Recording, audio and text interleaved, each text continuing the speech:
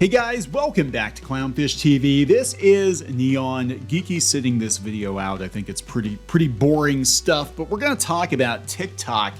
And it seems like investors are falling out of love with TikTok. Now, this is very different from what we were hearing a couple months ago, that TikTok was basically eating YouTube's lunch in terms of ad revenue. And yeah, their investors are shying away from the company at this point because there's a lot of talk about TikTok possibly getting banned in the US again. We had this conversation like 2 years ago. Trump was talking about trying to get TikTok banned, and I don't know what's going to happen. I'm just going to tell you, if you're a content creator and you're going all in on TikTok, as a lot of youngins are, it's probably not a very good idea. You probably want to spread yourself out a little bit, because I don't know what the future holds for TikTok long term. Pretty interesting situation. Let's talk about this. Before we get into it any further, please subscribe for more pop culture news, views, and rants, guys. Over 281, almost 282,000 subs. Thank you so much for the support. Greatly appreciated. We do talk about the creator economy. We talk about making stuff. I know so many younger content creators are using TikTok almost exclusively, and we haven't really done a lot on TikTok. We actually do have an account on TikTok at Clownfish Studios. We do some art videos and gaming videos and stuff over there. And I think we have like 30,000, 40,000 followers. I don't know. I don't really do a lot over there. And this is a concern that I've kind of had with TikTok, is how long is it going to be around? You know, what's going on with the politics of it? And is the other shoe going to drop with TikTok? So this is coming from The Information as of yesterday afternoon. ByteDance investors are struggling to sell shares at discounted $240 billion value amid IPO uncertainty with TikTok. Now, we're going to talk about the politics of it. Again, we have another congressman saying that TikTok should be banned. Whether or not that's going to happen, I don't know. He was calling the app digital fentanyl. It's something, that's for damn sure. But yeah, you know, TikTok was doing really well just a couple of weeks ago. There were all kinds of stories about how they were doubling their ad revenue, and Western apps were declining. That TikTok was killing YouTube, and now TikTok is slashing its ad revenue targets amid an economic downturn. So let's go out and see what's going on with this here. So investors in TikTok owner ByteDance are struggling to sell their shares in the secondary market, even at current asking prices, valuing the company at around $240 billion, 20% below where ByteDance recently bought back stock. According to brokers and investors with knowledge of the matter, the price drop reflects a lack of investors interested in buying ByteDance shares amid uncertainty, both about a possible ByteDance IPO and the future of TikTok. Those people said U.S. lawmakers' intense scrutiny of TikTok due to national security concerns. Basically, TikTok is turning everybody crazy. Now, there's more to it than that. China's economic slowdown and the volatility in the global stock market are contributing to it. One shareholder, for example, was recently looking to sell about $300 million worth of ByteDance shares at a valuation of $250 billion. Another seller was asking for $240 billion valuation. No deal occurred. ByteDance stock has fallen more than 40% from a peak value in the secondary market of more than $400 billion last year. So all this talk about how great TikTok's doing, that they were actually going to be hiring when Facebook and Google and Twitter especially were laying people off, it might just all be smoke and mirrors. I mean, imagine that. Imagine that. This Chinese-owned company might be spreading some propaganda about how good things are over at TikTok. ByteDance is the world's most highly valued tech startup. It used to be one of the most sought-after stocks and one of the hardest to find in the secondary market. As a private company, shares of ByteDance are only available when the company raises money or in the secondary market, where investors buy and sell from each other. Trading in the secondary market is limited and opaque compared to the public stock market. Company's last equity fundraising round from investors in December 2020 valued it at $180 billion. They said, yeah, it's just not doing too good. So in September, ByteDance offered to buy back shares from existing shareholders at a valuation of $300 billion. When ByteDance announced the program to shareholders in September, So it would buy back $3 billion worth of shares in totals. Brokers in the secondary market say the size of the program likely allowed each shareholder to sell only a fraction of their stakes. Shareholders who want to cash in more of their stakes are struggling to do so in the secondary market.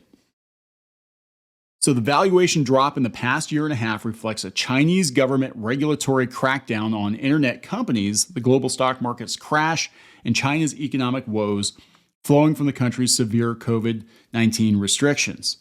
And they talk about an IPO plans for ByteDance. They're more uncertain. Well, then it would be public, wouldn't it? How much is TikTok actually worth?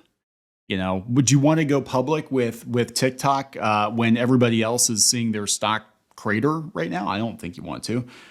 So another challenge for ByteDance is the geopolitical environment. Even though TikTok 2 years ago survived the Trump administration's attempt to ban it, the app is once again facing growing pressure from Republican and Democrat lawmakers who say the video app could enable Beijing to access Americans' data or expand its global censorship. So yeah, let's talk about that, because I thought this was over and done with. There was a lot of conversation a couple of years ago about whether or not TikTok was actually safe. And I thought it was put to bed. They did some reorganizing or something, and they were allowed to stay. Since then, more and more creators have been using TikTok almost exclusively. And I'm like, I would highly advise against that. MSN said a GOP congressman says TikTok should be banned in the U.S. and is introducing legislation to do so, calling the app digital fentanyl. In a Fox News appearance, what? Fox News? GOP, what? Wisconsin Rep. Mike Gallagher renewed calls for a national ban on TikTok. Gallagher called the social media app digital fentanyl that's addicting to our kids. Gallagher and Gallagher and Marco Rubio introduced legislation to ban the app nationwide earlier this month. TikTok should be banned, Gallagher said during an interview on Fox News. TikTok is digital fentanyl addicting to our kids. Gallagher added, and just like actual fentanyl, it ultimately goes back to the CCP. According to data released by the Drug Enforcement Agency, China is a primary source country for fentanyl trafficked into the U.S. Oh my God. Okay. So it's true. It's true. No direct link between the government of China and fentanyl illegally entering the country has been reported. So it's just so dry. Like, oh, well, actually, the fentanyl. Anyway, TikTok's parent company ByteDance is an independent business based in Beijing. The social app has faced controversy over its ties to the CCP, with reports the platform has been used in collaboration with government officials to spread propaganda. Now, there's a tinfoil hat theory that a lot of the stuff that is trending in the US on TikTok, and we know what kind of stuff we're talking about, that TikTok's got some weirdos on it, right? There's some weird stuff on TikTok. It seems like the more outrageous, the more wild the videos are, the more viral they go. And, they're the ones that get promoted on the For You page, whatever. There's a tinfoil hat theory that it's being used to undermine Western civilization. Do I believe that? I don't know. But I do know that a lot of the Twitter weirdos are going to TikTok now. And now they get a video platform, and they actually do, weirdly enough, because we're talking about the CCP, which is against a lot of this stuff, they do tend to promote that to Western audiences. Now, whether or not Western audiences are organically engaging with it, or the CCP is kind of nudging them to push it, who the hell knows? I'm just saying it is what it is, right? That's why they've got Twitter accounts like the libs of TikTok and all this other stuff showing some of the weirder videos that are out there. Last month, additional reports surfaced of an internal team planning to use location information gathered from U.S. users of TikTok for surveillance of American citizens. It's coming from MSN. TikTok is owned by ByteDance. ByteDance is controlled by the CCP.